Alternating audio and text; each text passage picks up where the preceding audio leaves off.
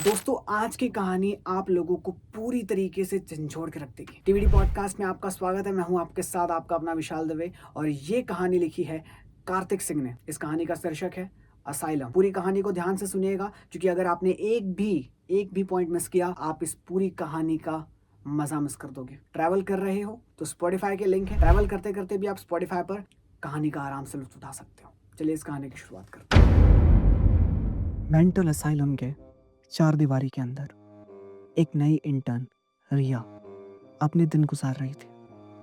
रिया अभी नई थी लेकिन उसे ये जॉब सीखने का जुनून था। एक दिन जब रिया नाइट शिफ्ट पे थी उसने एक अजीब सी आवाज़ सुनी। पहले तो उसने सोचा कि ये बस उसका वहम होगा, लेकिन आवाज़ बढ़ गई। उसने अपने आसपास वाले पेशेंट वार्ड में जाने का फैसला किया। वार्ड में एक बुढ़ी पेशेंट थी जिसका नाम मिसेस कपूर था। मिसेस कपूर एक साइकिक होने का दावा करते थे। रिया ने कभी इन बातों पे यकीन ही नहीं किया था, लेकिन उस रात कुछ अलग होने वाला था। रिया, तुम्हें भी आवाज़ सुनाई दी ना? मिसेस कपूर ने पूछा, जैसे वो रिया के दिमाग को पढ़ रही हो। रिया ने घबराहट से हाँ कहा। मिसेस कपूर ने अपनी कहानी शुरू की। यहाँ एक बहुत पुराना प्यार का किस्सा है जो अधूरा रह गया। एक लड़की अंजलि और एक लड़का राज, वो दोनों एक दूसरे से बेहद प्यार करते थे, लेकिन किसी ने अंजलि का खून कर दिया। राज को इतना सदमा लगा कि उसने भी अपनी जान ले ली। रिया ने सोचा ये बस एक अफसाना होगा, लेकिन मिसेस कपूर का कहना था कि अंजलि और राज की आत्मा इस असाइलम में फंसी हुई है और वो इंसाफ चाहते हैं। अगले कुछ दिनों में रिया को कुछ अजीब सी चीज़ें दिखाई देने लगी। कभी उसे दरवाज़ा खुलते दिखा, कभी दिया बुझ गया बिना हवा के। एक रात रिया को सपना आया जिसमें अंजलि और राज उसे मदद मांग रहे थे। रिया ने मिसेस कपूर से मदद ली और वो दोनों मिलकर इस मिस्ट्री को सॉल्व करने निकले। उन्होंने असाइलम के पुराने रिकॉर्ड देखे और पता चला कि अंजलि और राज की कहानी अफसाना नहीं बल्कि सच थी।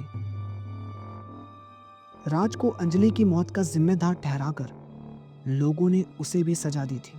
रिया और मिसेस कपूर को एक पुराना स्टाफ मेंबर मिला जिसे सब सच पता था। उसने बताया कि अंजलि का खून एक वार्ड बॉय ने किया था जो उस पर जोर जबरदस्ती करना चाहता था। जब अंजलि ने मना किया तो उसने उसे मार दिया। रिया ने पुलिस को इन्फॉर्म किया और वो वार्ड बॉय को पकड़ लिया गया। रिया को उस रात सपना आया जिसमें अंजलि और राज उसे शुक्रिया कह रहे थे। उसकी आत्मा को शांति मिल गई थी और रिया को अपनी जिंदगी का एक नया मकसद मिल गया था। रिया ने सीखा कि कभी कभी सच्चाई बहुत गहरी होती है और उसे पाना मुश्किल होता है, लेकिन इंसान अगर हिम्मत करे तो वो हर सच्चाई को सामने ला सकता है। असाइलम के उस रात के बाद रिया की जिंदगी कभी भी वैसी नहीं रही। रिया ने असाइलम की मिस्ट्री सॉल्व करने के बाद शांति की सांस ली थी, लेकिन एक रात जब वो अपने कमरे में सो रही थी उसे फिर से एक सपना आया। इस बार सपना कुछ अलग था। इस सपने में राज और अंजलि नहीं बल्कि मिसेस कपूर थी। मिसेस कपूर को देखकर रिया चौंक गई। मिसेस कपूर, आप यहाँ? रिया ने पूछा। मिसेस कपूर ने एक शांत मुस्कान के साथ कहा, रिया,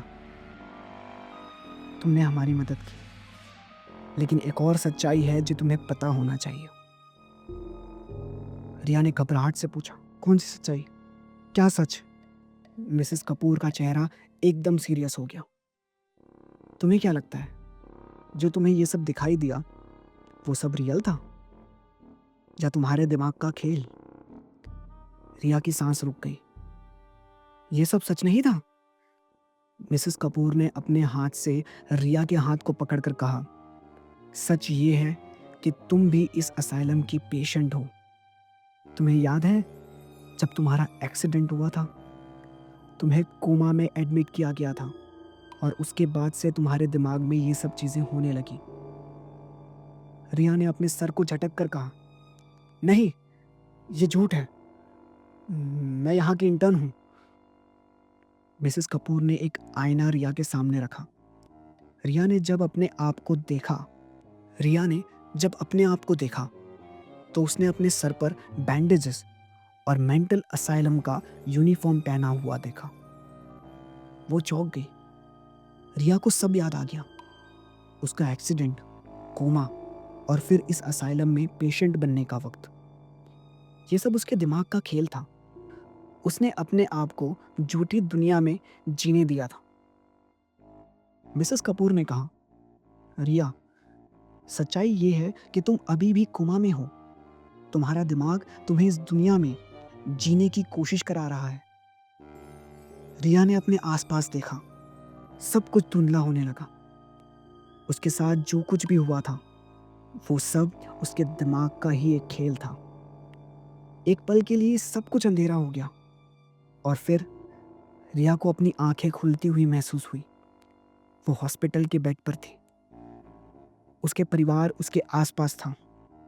डॉक्टर ने कहा, वेलकम बैक रिया। रिया को एहसास हुआ कि वो जो सब अभी हुआ वो उसके दिमाग में चल रहा था। तभी डॉक्टर उसे वापस कहते हैं, वेलकम बैक मिसेस रिया कपूर। रिया ये नाम सुनकर थोड़ा चौंक जाती है और उठकर बैठने की कोशिश करती है कि तभी उसकी नज़र सामने खिड़की पर जाती है जहां पर उसे मिसेस कपूर दिखाई देती हैं। रिया ये देखकर हक्की बक्की रह जाती है। असल में मिसेस कपूर कोई और नहीं, खुद रिया ही थी। मिसेस कपूर रिया जिस अंजलि का केस सॉल्व कर रही थी, जिसे इंसाफ दिला रही थी, वो केस भी खुद रिया का ही था।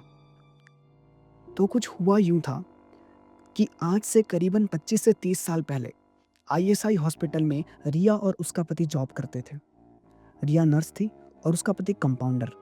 जिस रात रिया के ऊपर ये हमला हुआ तब वार्ड बॉय जिसने रिया के साथ दुष्कर्म किया वो वहां से भाग गया और इसका इल्ज़ाम रिया के पति पर आ गया, जिस वजह से रिया के पति को उम्र कैद की सज़ा हुई। रिया को कुछ समझ नहीं आ रहा था। अचानक उसकी नज़रें वापस धुंधली होने लगी। रिया को कुछ समझ नहीं आ रहा था। अचानक उसकी नज़रें वापस धुंधली होने लग जाती हैं।